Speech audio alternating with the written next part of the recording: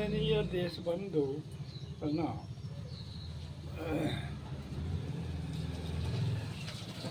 आज का डिस्क्रिप्शन है, इतनी सी बात नहीं समझे। इतनी सी बात नहीं समझे कि कौन सी बात नहीं समझे, इसके बारे में अभी बताऊंगा। बात ये है दरअसल कि हम जो है ओरिजिनल है कि डुप्लीकेट होकर चल रहा है।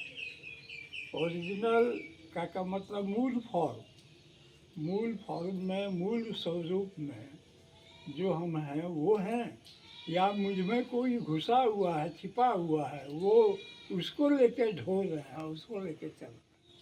ये सुनने में थोड़ा अटपटा लगा होगा, लेकिन ये सच है। आप लोग जो हैं, आप लोगों के पास जरूर कोई कोई छिपा हुआ है। कुछ लोग के पास होगा तो वो अपने होंगे, या तो अपने होंगे और नहीं तो कोई और लोग छिप के रह रहा है और आपका ये अपना वो फायदा ले रहा है और आप अपने घाटा में जा रहे हैं। तो मेरा कहने का मतलब है कि आपकी पहचानने की शक्ति कि हम ओरिजिनल हैं या डुप्लीकेट हैं, या हम किसी का डुप्लीकेट बन के रह रहे हैं, या मैं ओरिजिनल जो हूँ सो हूँ, इतना तो आप अपने बारे में सोच समझ सकते हैं, अपने बारे में फैसला ले सकते हैं, अपने बारे में पता कर सकते हैं। तो ये हमें कह रहा हूँ। ओरिजिनल और डुप्लीकेट में फ़र्क क्या है? ओरिजिनल अगर आप हैं तो सुख भी आपका, दुख भी आपका। डुप्लीकेट है तो दुख आपका, सुख उसका। जो डुप्लीकेट आप में छिपा हुआ है वो आपका सुख ले लिया और आपको दुख दे दिया, आप दुख भोग रहे हैं, भटक रहे हैं दुनिया भर में, जहाँ तहाँ भटक रहे हैं। तो एक चीज़ है कि ये आपको अपने से सोचना समझना पड़ेगा, अपने से विश्लेषण करना पड़ेगा अपने बारे में, आत्मचिंतन से अपने बारे में चिंतन करके कि मैं जो हूँ वही हूँ या डुप्लीकेट हूँ, कोई आ गया है और वो जो है उनको दुख दे रहा है और हमारा सुख वो लूट रहा है, सुख शोषण कर रहा है। तो ये चीज़ मैं आपको बता रहा हूँ, इतनी सी बात यही है। इसी को बारे में देखिए, एक चीज़ है कि मायावी संसार है। माया, राक्षस की माया भी आपको पहले बता चुके हैं कि राक्षस की माया भी बहुत है, बहुत है। हम दो प्राणी मनुष्य है, बीच में रह जाते हैं। और देवता की भी माया बहुत है, देवता भी मायावी होते हैं, राक्षस भी मायावी होते हैं। और राक्षस और देवता के बीच में, दो पाठ के बीच में, दो चक्की के दो पाठ के बीच में मनुष्य पीसा जाता है। कुछ राक्षस पीस रहा है, कुछ देवता पीस रहा है, लेकिन फायदा मनुष्य को दोनों ले रहा है और नुकसान दोनों दे रहा, फायदा कोई नहीं दे रहा। तो यही चीज़ मैं कह रहा हूँ। देखिए, सृष्टि जब भी आरंभ हुआ है तब से लेके इतिहास है, गवाह है कि देवता और राक्षस में हमेशा युद्ध होता है, हमेशा। एक बार देवता जीत गए, कुछ दिन ठहरे रहे, फिर असुर से नहीं रहा गया, फिर आक्रमण किया। हो सकता है ऐसे इस बार असुर जीत गए, तो फिर कुछ दिन के बाद देवता नहीं माना, देवता पूरा संगठित हो गए, फिर राक्षस को परास्त किए और अपना जीत हासिल किए। ये हार और जीत देवता राक्षस को हमेशा लगा रहता है। वही जब अगर आप सोचते हैं कि हम लोग बीच में हैं, मनुष्य हैं, तो किसके, तो वही चीज़ आपका बुद्धि, ज्ञान, विवेक, ये सब अगर मनुष्य में है आप, तो आपका इस्तेमाल कीजिएगा।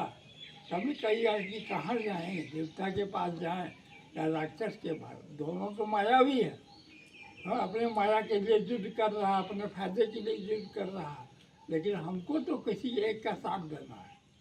तो किसको दे, दानव को या देवता? तो एक चीज़ ये सोचना है। दूसरा चीज़ ये है कि देवता दानव का युद्ध का फैसला हो जाता है।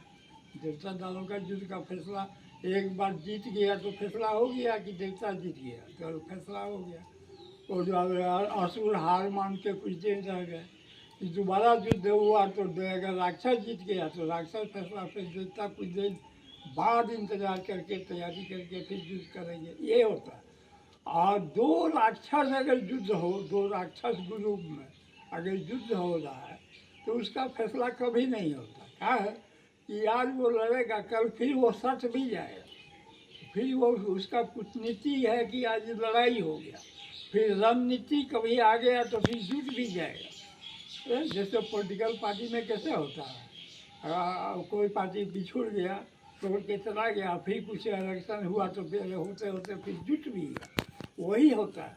वो राक्षस लोग, पशु लोग को कोई मर्यादा, कोई गौरव, कोई गरिमा नहीं है कि हम जिसको छोड़ दिए उसको फिर कैसे ज्वाइन कर लें, वो ज्वाइन कर ले। तो वही राक्षस और राक्षस का झगड़ा जो है अनिश्चित है, वो कभी भी फैसला नहीं होता है उसका सही। एक बार हारता है, दूसरे बार जीतता है, दूसरे बार हारता है, वो पार्टी बदल लेगा, ग्रुप बदल लेगा। तो ये चीज़ जो है, ये राक्षस का वो अलग झगड़ा है, राजनीति अलग है और रणनीति कूटनीति अलग है उसका। और देवता दानव का जो है वो फाइनल फाइनल चीज़, उसका अंजाम जो होता है, उसका रिजल्ट अच्छा होता है। देवता के फेवर में जीत हुआ, देवता के लिए अच्छा हुआ, राक्षस के जीत गया तो राक्षस के फेवर में अच्छा हुआ। तो यही चीज़ है कि आप लोग मनुष्य हैं, आप लोग दोनों तरफ से माया से घिरे हुए हैं, और आप लोगों को ये समझना पड़ेगा कि हम किधर हैं और किसका पक्ष में। देखिए, ऐसा घड़ी मृग मृतिका की घड़ी आ जाती है, समय आ जाता है। मृग मृतिका को क्या रावण ने कहा, रावण ने यही समझाया कि यदि तुम मेरी बात, मेरा कपट को लेके वहाँ पदकुटी में जाके दिखाते हो अपना सब कुछ, जैसे मैं समझाया हूँ वैसे, तो ठीक है, तुम बच जाओगे, है तुमको रख लूँगा। और अगर यदि तुम हम उससे नहीं करोगे वैसा, तब मैं तुमको मार दूँगा। तो मेरी मर्तिका यही समझा कि अगर मरना ही है दोनों तरफ से, या तो उधर राम मारेंगे या रावण मारेंगे, तो क्या निर्णय लिया कि नहीं राम के हाथे मारेंगे। अब वहाँ मृत्यु हो जाएगा तो हम चले जाएंगे स्वर्ग, और रावण ही पतित हमको मार के अपने भी नरक, हमको भी नरक ढकेल लेगा। इसीलिए रावण को बात कहा कि एकदम आपका सब बात मान ले और आप ही के कहने अनुकूल सब करें, और वैसे किया भी नहीं। किया मेरी बेटी का, तो राम जी जब तीर मारे तो हाय वो मायावी था, हाय लक्ष्मण कह के चिल्लाए।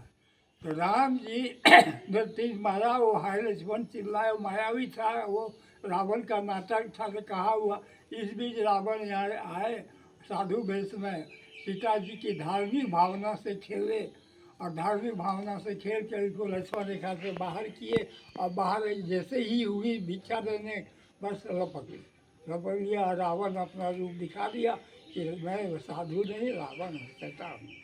तो वो चीज़ है, ये हुआ।